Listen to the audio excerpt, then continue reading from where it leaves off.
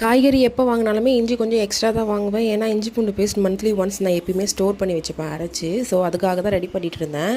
கொஞ்சம் கூட கலர் மாறாமல் ஃப்ளேவர் மாறாமல் இஞ்சி பூண்டு பேஸ்ட் அரைச்ச மாதிரியே ஃப்ரெஷ்ஷாக அரைச்ச மாதிரியே இருக்கும். ஒரு 2 மாதத்துக்கு கெட்டு போகாமல் இருக்கும் அப்படியே.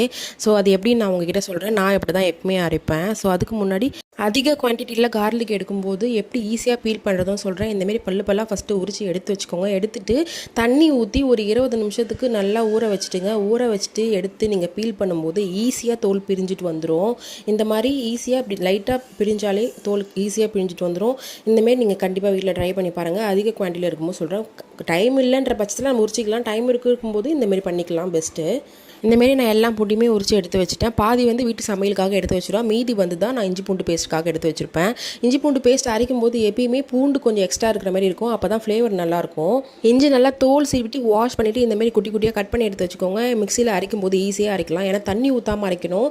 தண்ணி ரொம்ப ஊற்றினோன்னா கொஞ்சம் ஒரு மாதிரி பச்சை கலரில் ஆகிற மாதிரிலாம் இருக்கும். அதனால் முடிஞ்ச அளவுக்கு தண்ணி லைட்டாக தெளித்து அரைச்ச மாதிரி அரைச்சிங்கன்னா உங்களுக்கு இன்னும் கொஞ்சம் லைஃப் வர மாதிரி இருக்கும். ஃபஸ்ட்டு எல்லாத்தையுமே நான் மிக்சியில் போட்டுட்டு ஒரு அரை ஸ்பூன் அளவுக்கு உப்பு, 1/4 ஸ்பூன் அளவுக்கு மஞ்சத்தூள் போட்டுட்டு நல்ல ஒரு ஃபைன் பேஸ்ட்டாக அரைச்சி எடுத்துக்கணும். முடிஞ்ச அளவுக்கு தண்ணி தெளித்து அரைக்கிற மாதிரி அரைங்க. அப்போ தான் கெட்டியாக இருக்கும், கலர் சேஞ்ச் ஆகாமல் இருக்கும். இல்லைன்னா தண்ணி ஓவராக சேர்க்கும் போது லைட்டாக ஒரு பச்சை கலர் மாதிரி ஆகும். நல்லா அரைச்சி எடுத்துகிட்டு கிளாஸ் கண்டெய்னரில் போட்டு வச்சா இன்னுமே நல்லாயிருக்கும். கிளாஸ் கண்டெய்னரில் எல்லாத்தையுமே போட்டு ஃபில் பண்ணி வச்சு ட்ரை பண்ணி பாருங்கள். கண்டிப்பாக இஞ்சி பூண்டு பேஸ்ட் 2 மாதத்துக்கு கெடாமல் நல்லா சூப்பராக இருக்கும். டேஸ்ட்டு ஃப்ளேவர் மாறாமல் அப்படியே இருக்கும். இந்தமாரி இஞ்சி பூண்டு பேஸ்ட் அரைச்சி பார்த்துட்டு எவ்வளோ நாள் உங்களுக்கு ஸ்டோரேஜ் வருது எனக்கு சொல்லுங்கள். சேனலை மறக்காமல் சப்ஸ்கிரைப் பண்ணுங்கள். இந்த வீடியோ உங்களுக்கு யூஸ்ஃபுல்லாக இருக்கும்னு நினைக்கிறேன். நெக்ஸ்ட் வீடியோவில் பார்க்கலாம்.